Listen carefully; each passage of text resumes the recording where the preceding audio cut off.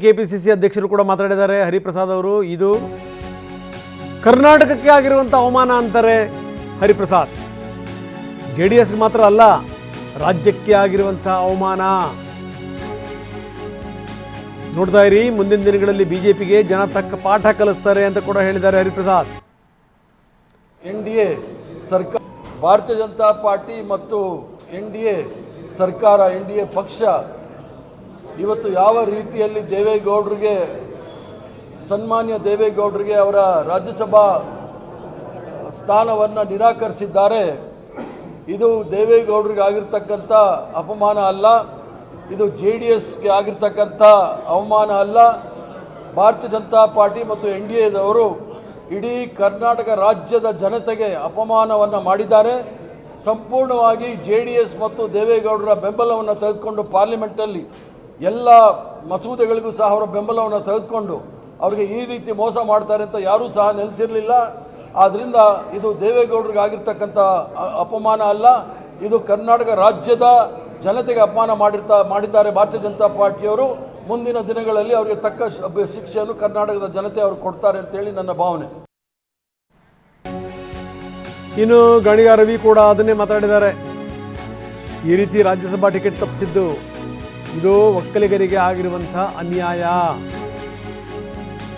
BJP ಅನ್ಯಾಯ ಮಾಡ್ತಾ ಇದೆ ಒಕ್ಕಲಿಗರಿಗೆ. JDS ಮುಗಿಸ್ಲಿಕ್ಕೆ ಬಿಜೆಪಿ ನಾಯಕರು ಮೊಳೆ ಹೊಡಿತಾ ಇದ್ದಾರೆ. ಕೊನೆಯ ಮೊಳೆ ಯಾವಾಗ ಬೀಳುತ್ತೋ ಗೊತ್ತಿಲ್ಲ. JDS ಎಚ್ಚೆತ್ತುಕೊಳ್ಳಿಲ್ಲ ಅಂತಂತಂದರೆ ರಾಜಕೀಯವಾಗಿ ನಾಶ ಆಗುತ್ತೆ ಅಂತ ಎಚ್ಚರಿಸಿದ್ದಾರೆ ಶಾಸಕ ಗಣಿಗ ರವಿಕುಮಾರ್. ಧರ್ಮಪತ್ನಿ ಫಸ್ಟ್ ಆಫ್ ಆಲ್ ಅದು ಅವರ ಪಕ್ಷದ ಆಂತರಿಕ ವಿಚಾರ, ನಾನು ಮಾತಾಡಬಾರ್ದು. ಆದರೆ ಈ ಅಂಬರೀಷ್ ಅಣ್ಣನ ಕುಟುಂಬ ಮತ್ತು ದೇವೇಗೌಡರ ಮೇಲೆ ನನಗೆ ಅಪಾರವಾದ ಪ್ರೀತಿ ಇದೆ. ಹಾಲಿ ಮುಖ್ಯಮಂತ್ರಿ ನಿಖಿಲ್ ಕುಮಾರಸ್ವಾಮಿಯವ್ರನ್ನ ನಿಲ್ಲಿಸಿದರು. ಅವ್ರ ಮೇಲೆ ಒಂದು ಇಂಡಿಪೆಂಡೆಂಟಾಗಿ ಅಂಬರೀಷ್ ಅಣ್ಣವರ ಧರ್ಮಪತ್ನಿ ಸುಮಲತಾ ಅವರು 1,27,000 ಮತಗಳಿಂದ ವಿಜಯ ಪತಾಕೆಯನ್ನು ಆರಿಸಿದರು. ಇಂಡಿಪೆಂಡೆಂಟಾಗಿ ಒಬ್ಬ ಹಾಲಿ ಮುಖ್ಯಮಂತ್ರಿ ಮಗನ ಮೇಲೆ ಗೆಲ್ಲೋದು ಅನ್ನೋದು, ಅದು ಮಂಡ್ಯದಲ್ಲಿ ಅಷ್ಟು ಈಸಿ ಕೆಲಸ ಅಲ್ಲ.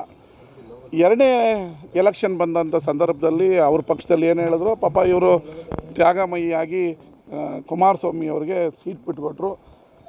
ಅವಾಗ ನಿಂತಿದ್ರೆ ಸುಮಲತಾ ಅವರು ಕಾಂಗ್ರೆಸ್ಸಿಂದ ನಿಲ್ತಿದ್ರು, ತಿರ್ಗಾ ಇಂಡಿಪೆಂಡೆಂಟಿಂದ ನಿಲ್ತಾಯಿದ್ರು, ಇಲ್ಲ BJP ಅವರೇ ಅವ್ರಿಗೆ ಟಿಕೆಟ್ ಕೊಡ್ತಿದ್ರು, ಅದು ಬೇರೆ ಪ್ರಶ್ನೆ. ಪಾಪ ಕುಮಾರಸ್ವಾಮಿ ಅವ್ರು ಬರ್ತಾರೆ ಅಂತೇಳಿ ಅವರು BJPಗೆ ಸೇರಿದ್ರಿಂದ ತ್ಯಾಗ ಮಾಡಿದಂತೂ ಸತ್ಯ.